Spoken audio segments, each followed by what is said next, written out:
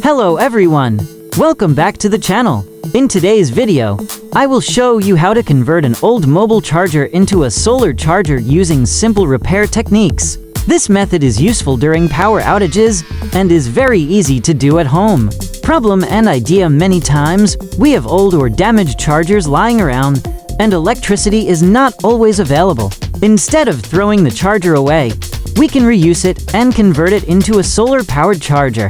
This is a low-cost and practical solution. Required materials: for this repair and conversion, we need one old mobile charger, a 6 volts or 9 volts solar panel-on diode, 1N for 007.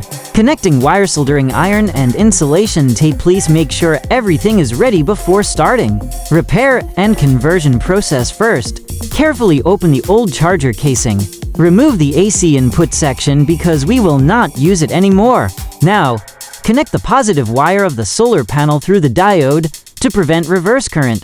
Then solder the solar panel wires to the charger's input terminals properly. Make sure all connections are tight and well insulated. This step is very important for safety and proper charging. Testing: no, place the solar panel in direct sunlight. Connect your mobile phone to the charger. As you can see, the phone has started charging successfully using solar energy.